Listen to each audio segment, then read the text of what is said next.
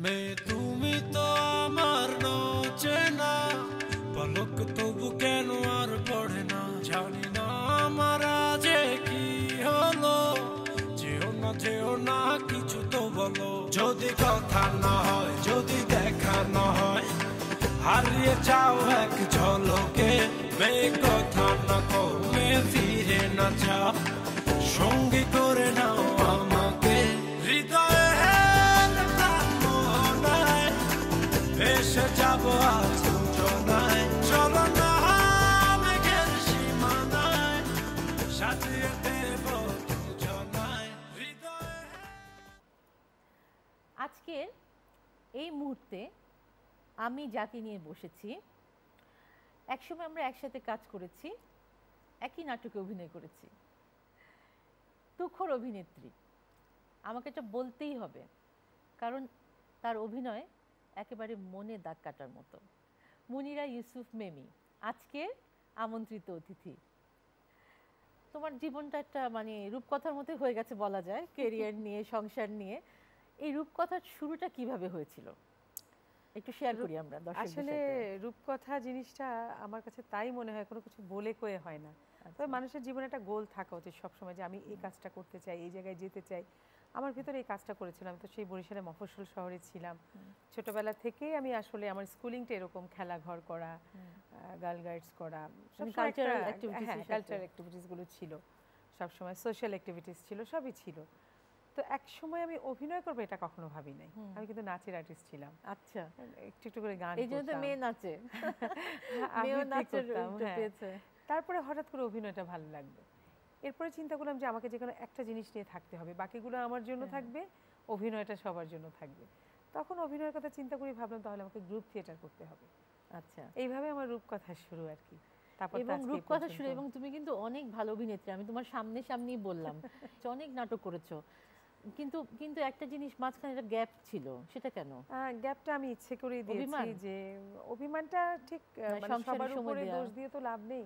আমার নিজেরই একটু দোষ আছে, যে আসলে অভিনয় হয়তো আমি ভালো করি, চেষ্টা করি করার, সব দিকে একটু খেয়াল রাখা উচিত। হঠাৎ করে আমি একটু মুটিয়ে টুটিয়ে গিয়েছিলাম, তখন হয় কি কাস্টিং নিয়ে একটা প্রবলেম হতো, যে আমাকে একটা মিসকাস্টিং করা হতো। একটু সংসারটার প্রতি আমি বেশি একটু ইনভলভ হয়ে গিয়েছিলাম, সেটা একটা কারণ। তারপর ভাবলাম যে মেয়েটা একটু বড় হচ্ছে, একটাই মেয়ে, ওকে একটা সঙ্গ দেওয়ার বিষয় আছে, সেটা একটা বিষয়। এবং আরেকটা হচ্ছে যে আমি একটু পাশাপাশি বিজনেস করার চেষ্টা করছিলাম, সেটাও আরেকটা বিষয়। বুটিক পিদি, ওটাও এখন আপাতত নেই, কিন্তু আমার স্বপ্নটা রয়ে গেছে, বন্ধ করে দিয়েছো? হ্যাঁ, আমার মেয়েরা বাইরে পড়তে যাবে এরকম একটা চিন্তা ছিল, যার জন্য আমি সবকিছু বন্ধ করে দিয়েছি। কিন্তু সেই স্বপ্নটা আছে, আমি এখনো নিজের মতো করে মাঝে মাঝে এইসব প্রোডাক্টগুলো করে আত্মীয় স্বজন বন্ধু বান্ধবদেরকে গিফট করি। একটা জিনিস হচ্ছে তুমি কিন্তু খুব গুড মাদার, খুব কেয়ারিং মাদার। আমি এই কারণে বললাম যে যতবার আমাদের কথা হয়েছে আমাদের বিষয়বস্তু হচ্ছে বাচ্চা কাচ্চা। হ্যাঁ, মেয়ে কি করছে, কি হবে না হবে, এইসব আর কি। আমার মেয়ে আমার খুব ভালো বন্ধু, আসলে একটু বড় হয়ে গেছে, একটু না ভালো বড় হয়ে গেছে। এখন কত হলো? ব্র্যাক ইউনিভার্সিটিতে যাচ্ছে, ইউনিভার্সিটি গোয়িং 7th সেমিস্টার করছে। সুতরাং সে যথেষ্ট বড় হয়েছে এবং সে বোঝে সবকিছু। সে খুবই ভালো বন্ধু আমার। আসলে আমি খুব লাকি যে মেয়েটা আমাকে বোঝে ভালো। বা এটা নামটা বলো, নামটাও খুব সুন্দর, মিষ্টি একটা নাম। ঝিমলি, আমরা ঝিমলি বলে ডাকি, আর ওর একটা নাম হচ্ছে নুরেন দুর্দানা। আচ্ছা, এই আর তুমি তো রান্না করো দারুণ।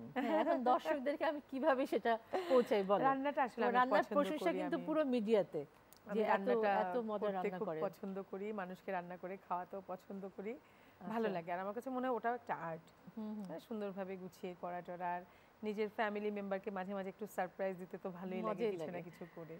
আচ্ছা, আর তোমার যে সাম্প্রতিক একটা অনুষ্ঠান করেছো চ্যানেল আই থেকে, জয়িতার অন্বেষণ, তো এই প্রোগ্রামটা কিন্তু ডিফারেন্ট টাইপের অনুষ্ঠান। হ্যাঁ, এটা ফিডব্যাকটা কেমন পেয়েছো? আমি তো সাংঘাতিক ফিডব্যাক পেয়েছি। আর ইন্টারেস্টিং হচ্ছে যে আমি কিন্তু উপস্থাপনায় খুব একটা পটু না, না খুব একটা ওরকম বললে কিছুই না। আমার ঝুলিতে উপস্থাপনার কোনো ভালো রেকর্ড নাই আর কি। যেগুলো করেছি ওগুলো মনে রাখার মতো না। কিন্তু আমার ভেতরে একটা জিনিস আসছে, যাদের নিয়ে প্রোগ্রাম, আমার মনে হয়েছে এই যে তৃণমূল পর্যায়ে যেসব মানুষগুলো কিভাবে সাকসেসফুল হলো, আমার ইচ্ছাই হয়েছে আমি একটু এদের কাছে যাই। আসলে আমি দেখেছি, হ্যাঁ, তো আমি 7টা ডিভিশনে করেছি, অনেক কষ্ট হলেও সে কষ্টগুলো ভুলে গিয়েছি, ভালোই লেগেছে বেশি। এবং ওদেরকে দেখে যেটা আমার ভিতরে কাজ করেছে, একটা স্পিরিট চলে আসছে, একটা সাহস চলে আসছে, যে যার কিছু নাই তার এত সাহস এবং কোথায় তারা চলে আসছে। আর আল্লাহ তো আমাকে দিয়েছেন অনেক কিছু, আমি কেন আমার সাহসটাকে হারিয়ে ফেলছি মাঝে মাঝে। এটা আমি ওদের কাছ থেকে যেটা নিয়ে এসেছি, মানে এটার কোনো মূল্য নেই আসলে, অমূল্য একটা ধন নিয়ে এসেছি আমি এই জয়িতাদের কাছ থেকে। এবং সত্যি ওরা বাংলাদেশের বাতিঘর। পে অফ লাইনটা তাই যে জয়িতা তোমরা এই বাংলাদেশের বাতিঘর, আসলে ওরা বাংলাদেশের বাতি। আমরা তোমাকে ফিল্মেও পেয়েছি, তো তোমার যে গ্যাপটা ছিল, গ্যাপের পরে লাল টিপ সিনেমাতে তোমাকে পেয়েছি। এটা আবার এই লাল অভিনয়ের অভিজ্ঞতাটা কেমন ছিল বলো? অভিনয়ের অভিজ্ঞতাটা ভালোই ছিল, এবং যখন আমি জানলাম যে আসলে প্রেক্ষাপট হচ্ছে ফ্রান্সে, সেটটা বাংলাদেশে বানানো হচ্ছে, একটু কস্টিউমটা অন্যরকম হবে, একটু মডার্ন হবে, তো আমি হঠাৎ করে ভাবছিলাম যে এতদিন পরে আমি কাজ করব, আচ্ছা আমাকে এই ড্রেসগুলোতে মানাবে কি না, কী করব না করব, একটু টেনশনে পড়েছিলাম। আর অনেকদিন পর ফিল্মের বিষয়টাই তো একেবারে আলাদা। তো যেহেতু কোয়ার্টিস্ট যারা ছিলেন সবাই আমাদের নাটকের জগতেরই, সাচ্চু ভাই ছিলেন আমার কোয়ার্টিস্ট, তো সমস্যা হয়নি, ভালোই লাগলো। এবং অনেকদিন পরে দেখলাম যে এই ছবিটাতে কাজ করে ওখানেও আমার একটা স্পিরিট চলে আসলো যে না, কাজ করার, যে একদমই কাজ বন্ধ করে দিয়েছি, সুতরাং এই কাজটা করে মনে হলো যে একটা আমার ভিতরে একটা গতি ফিরে আসলো। হাজব্যান্ডের সাপোর্ট, হ্যাঁ, তোমার এই পর্যন্ত আসার পিছনে আমি জানি ইউসুফ ভাই তো খুব শাই, মানে ক্যামেরার সামনে তো উনি আসেন না, ওনাকে অনেক রিকোয়েস্ট করা হয়েছে কিন্তু উনি এড়িয়ে যান। তো হাজব্যান্ডের সাপোর্টটা পেয়েছো কিরকম? ওর মানে সাপোর্ট মানে কি, আমার বরং একটু আফসোস, ও কখনো কিছু না বলে না কেন। আচ্ছা, মানে সাপোর্টটা কি বলবো, মানে ও কখনো কিছু না বলে না, মানে কোনো কিছুতে কোনো বাধা নেই, কিছু নেই, বরং মাঝে মাঝে আমাকে এটাই বলে যে তুমি সব ছেড়ে দিচ্ছ কেন, হ্যাঁ ছেড়ে দিচ্ছ কেন তুমি। তারপরে ওর একটা অদ্ভুত জিনিস যেটা, সেটা হচ্ছে বিশেষ করে কোনো সোশ্যাল ওয়ার্ক বা আমাদের মিডিয়ার যদি কখনো কারোর পাশে দাঁড়ানো বা কোনো একটা ক্রাইসিস, আমরা অনেক কিছু প্রতিবাদে দাঁড়িয়ে যাই, অনেক অনেক কর্মকাণ্ড তো আছে, শুধু আমি নাটক করবো এটাই তো আমার কাজ না, আমার সচেতনতামূলক অনেক কাজই আছে। ও সবসময় বলে যাও ওখানে যাও, যাবে, প্রায় বাসায় কার্ড টার্ড আসে, এরকম ইনভিটেশন কার্ড আসে, অমুক পরিষদ অমুক ইন্সপিরেশন, হ্যাঁ ও বলে যাবে, এগুলোতে যাবে, হ্যাঁ যাবে না কেন, যাবে, সময় বের করে যাও। মানে মানে ওর উৎসাহটা বললে না অনেক লম্বা, ছোট করে বলে দিলাম যে না কথাটা ওর মুখে আমি কখনো শুনিনি। তোমাদের স্বামী স্ত্রী দুজনের একটি বিজ্ঞাপনী সংস্থা রয়েছে রূপ নামে, তো তুমি তো ওখানে একটা পোস্টে কাজ করছো, তো এই কাজটা করতে তোমার কেমন লাগছে? আমার ভালো লাগে, আমি প্রত্যেক দিন যাই না, আমি সপ্তাহে 3 দিন যাই। আর আমি তো খুব একটা শুটিং করি না, যদি ইন কেস আমার শুটিং পড়ে যাচ্ছে তখন ওটা ম্যানেজ করে নেই। ভালোই লাগে আসলে, দুজনে যখন একসাথে কাজ করি দেখি যে ওরও অনেক হেল্প হয় আর আমিও কিছু কাজ শেখারও সুযোগ পাই, মানে মিলে করো, এটা ভালোই লাগে। আর আরেকটা জিনিস হচ্ছে যে ঝিমলি তো এখন বিজনেসের উপরে পড়াশোনা করছে, বিবিএ করছে ব্র্যাক ইউনিভার্সিটিতে। ও মাঝে মাঝে ওর ইউনিভার্সিটি আর ইউসুফের অফিস, মানে আমাদের অফিস কাছাকাছি, ও মাঝে মাঝে চলে আসে, আমাদের সাথে লাঞ্চ করে, এবং ওর ওই একটা গ্যাপ যে টাইমটা ও ওখানে কাটায়, এবং ওর বাবার সাথে তখন একটু কাজ করে।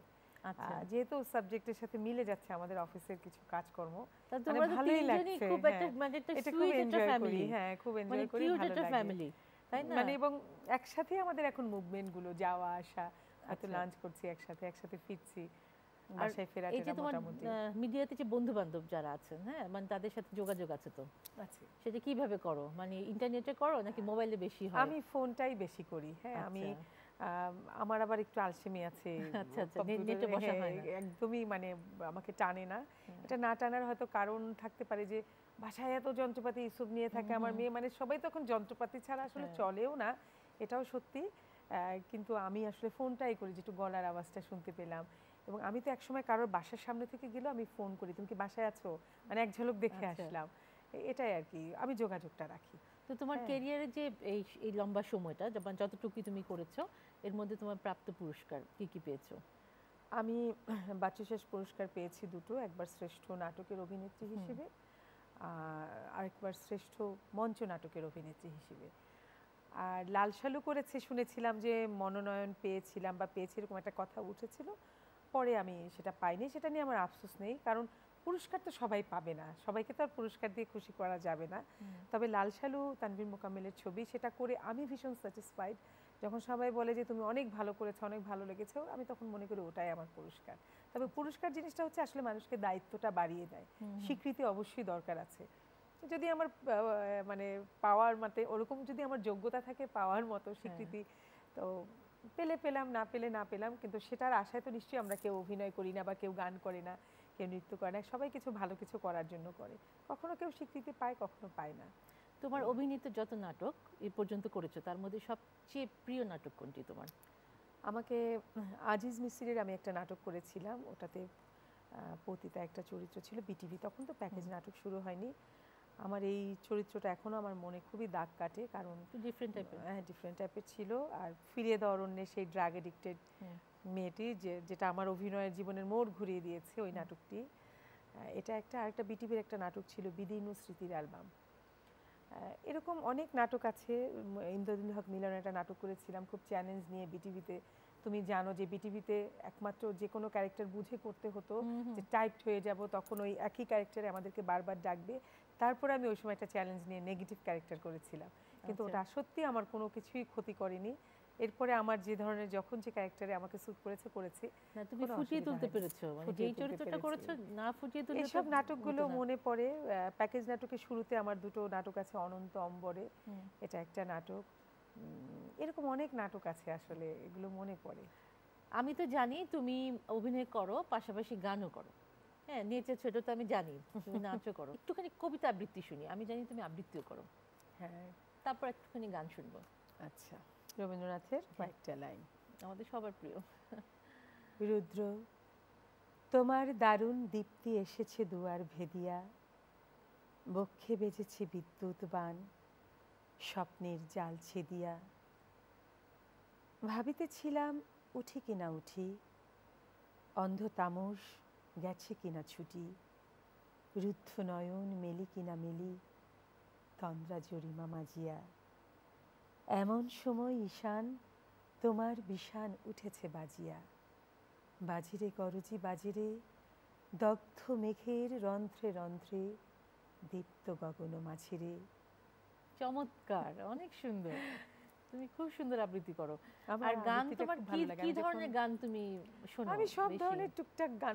আমি আসলে বেসিক্যালি রবীন্দ্রসঙ্গীত শুনি, নজরুল সঙ্গীত শুনি, দেশাত্মবোধক শুনি, মানে বাংলা গানটাই বেশি শুনি। এখন যদি কখনো কোনো অন্য সংস্কৃতির গানও হয়তো বাজছে, একটু ভালো লাগছে সুর, শুনি। তবে কোন ধরনের গান? গুনগুন করে গাইলে দেখা যায় যে নজরুল, রবীন্দ্র বা অনেক সময় দেশাত্মবোধক, এইরকম আর কি। তা রবীন্দ্রসঙ্গীত একটা শোনাও আমাদেরকে, আমরা কিছুটা শুনবো দর্শকদের জন্য। এটা তোমার উপহার আজকের রূপান্তরে। আমি হৃদয়ের কথা বলিতে ব্যাকুল, শুধাইল না কেহ। আমি হৃদয়ের কথা বলিতে ব্যাকুল, শুধাইল না কেহ। সে তো এলো না, সে তো এলো না, সে তো এলো না, যারে সপিলাম এই প্রাণ মন দেহ। আমি হৃদয়ের কথা বলিতে ব্যাকুল, শুধাইল না কেহ। সে কি মোর তরে পথ চাহে, সে কি দারুণ দারুণ দারুণ, যতটুকু করেছো ততটুকুই দারুণ। তার মানে তোমার গান, তোমার কিন্তু সঙ্গীত চর্চা করা উচিত। মানে এত সুন্দর গান, রবীন্দ্রসঙ্গীত তো গাইতে ভয়ও লাগে। ও আরেকটা জিনিস তো, তোমাদের যে মঞ্চ নাটক হয় ওখানে তো গান গাইতে হয়, অনেক গান হয়, তাই না? মঞ্চে মানে গানগুলো জানতে হয়, নাচ জানতে হয়, সবকিছু জানতে হয়, আসলে অভিনয় করতে গেলে সবই জানতে হয়। আচ্ছা, একটা কথা বলো তো, জীবনটাকে অর্থহীন মনে হয় কি ছাড়া? ঘুম থেকে উঠেছো, জীবনটাকে একেবারেই অর্থহীন মনে হচ্ছে। আসলে জীবনটাকে এমনি ওইভাবে যদি মিস করি, যে পেছনের দিকে যদি ঘুরে তাকাই, আমার বাবাকে হারিয়েছি কিছুদিন হয়, আমার বড় ভাইকে হারিয়েছি, আমার বড় বোনকে হারিয়েছি। এসব আপনজনের কথা ভাবলে, এখন আমার মা বেঁচে আছেন এবং আমি জানি সেও বেশি দিন বাঁচবেন না, অনেক বয়স হয়ে গেছে। আমার শাশুড়ি আছেন, ওনার কাছে আমি থাকি, খুবই আমার ভালো বন্ধু, মানে একদম আমার ছায়া যাকে বলে। এবং আজকে ওই কথাটা বলতেই ভুলে গেছি, আজকে যদি আমি আবার ফিরে আসি সেটা তার কারণেই আসতে পেরেছি।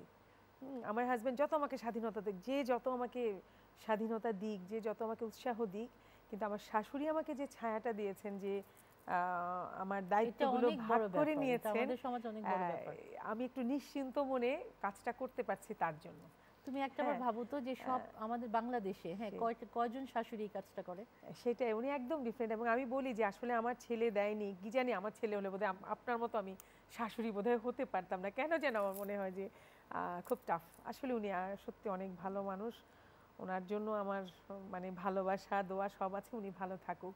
তো এটাই মিস করি যে সকালে উঠে যখন নিজের আপনজনের মুখটা দেখি তখন মনে করি যে এটাই একটা জীবন, মানে এদেরকে ছাড়া তো আসলে জীবন না।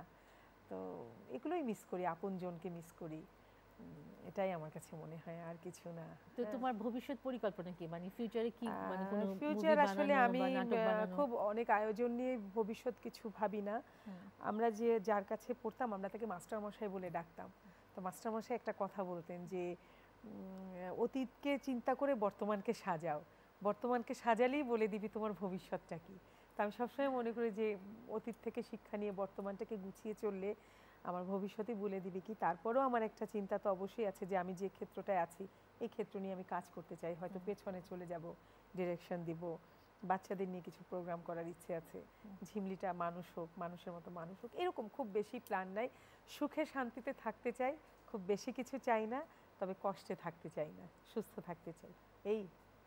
আর আমাদের এই দেশটা, এই যে বাংলাদেশে আমাদের জন্ম, একজন বাঙালি নারী হিসেবে কতটুকু তোমার গর্ব হয়? গর্ব হয় যে হ্যাঁ আজকে যে তুমি আমি কথা বলছি, এটাও একটা আমাদের স্বাধীনতা, সবই ঠিক আছে, তবে আরও এর পরিবর্তন দরকার। পরিবর্তন যে হয়নি তা না, তবে আমরা যখন একটু দূরে যাই, ঢাকার বাইরে যাই বা ঢাকার আশপাশে, এখনও অনেক নারী অনেক জায়গায় পিছিয়ে আছে অনেক কারণে। তবে আমি একটা জিনিস জানি, তুমি যদি বেরিয়ে আসতে পারো, তোমার যদি সাহস থাকে, সৎ সাহস থাকে, তোমাকে কেউ রুখতে পারবে না। এই সাহসটাও আমাদের সবার মধ্যে থাকা উচিত। আমি বাংলাদেশের একজন নাগরিক হিসেবে বাংলাদেশে বাস করে নিজেকে আমি অনেক গর্বিত বোধ তো অবশ্যই করি, তবে এটাও পাশাপাশি আশা করি যে আমাদের কিছু অস্থিরতা আছে, এগুলোর স্থিরতা আমি আশা করি। তাহলে আমাদের আরেকটা জিনিস আমি সবচেয়ে মানে আমার বাংলাদেশে আমি মনে করি অনেক সুখে আছি, আমরা সবাই কম বেশি বাইরে যাই অনেক ভালো আছি। শুধু আমার একটা জিনিসই কষ্ট যে এই জিনিসটা কবে বন্ধ হবে, খাদ্যে বিষক্রিয়া, খাদ্যের ভেতরে ফরমালিন মেশানো। সবাই যদি একটু মনে করি যে ভবিষ্যৎ আমাদের প্রজন্ম, আমাদের শিশু, আমাদের সন্তান, আমরা কেন নিজেরা নিজের খাদ্যে বিষ মেশাবো? আমার আর কোনো নাই যে এই দেশটা যদি, এইটুকু আমার একটা আবেদন, আকুল আবেদন, যারা এই কাজটি করেন, সবাই তো আর করেন না, যারা এই কাজটি করেন তারা এটা করবেন না। আমরা অনেক ভালো আছি, ভালো থাকতে চাই। আমরা অন্তর থেকে তোমার এই বুকের ভেতর লালন করা স্বপ্নটাকে সাধুবাদ জানাই। আমরাও চাই তোমার স্বপ্নটা সফল হোক। তুমি ভালো থাকবে, আমাদেরকে সময় দিয়েছো, আমাদের অনুষ্ঠানে এসেছো। আমি চাই তুমি অনেক অনেক ভালো থাকো, তোমার মেয়ে, তোমার হাজব্যান্ড, তোমার পরিবার, তোমার শাশুড়ি, সবাই তুমি ভালো থাকো। এবং তোমার শাশুড়িকে একজন নারী হিসেবে আমি আলাদাভাবে একটা ধন্যবাদ দিতে চাই আমাদের অনুষ্ঠানের মাধ্যমে। থ্যাংক ইউ বলবো, আর অবশ্যই তো এই প্রোগ্রাম দেখবে, তোমাকে ধন্যবাদ। যারা সামনে বসে এই প্রোগ্রাম দেখছেন তাদের প্রতি আমার অনেক অনেক কৃতজ্ঞতা থাকলো আমার এই কথাগুলো ধৈর্য ধরে শোনার জন্য। দোয়া করবেন, আপনারা ভালো থাকবেন, সবার জন্য শুভকামনা। সুপ্রিয় দর্শক, কেমন লাগলো আমাদের আজকের কথোপকথন? দেখেছেন তো আমরা নারীরা কত সাবলীল ভাষায় কথা বলতে পারি, মনের কথা, ঘরের কথা এবং আমাদের ভেতরে লালন করা স্বপ্নের কথা। যদি ভালো লেগে থাকে আমাদেরকে ইমেল করুন, আমাদের ইমেল অ্যাড্রেস rupantor06@yahoo.com। আমাদের সঙ্গে রয়েছে যোগাযোগ আরেকটি ঠিকানা, পরিচালক রূপান্তর, জিপিও বক্স নাম্বার 2433 ঢাকা 1000। আবার দেখা হবে এই দিন এই মুহূর্তে। ততদিন পর্যন্ত অনেক অনেক অনেক ভালো থাকবেন।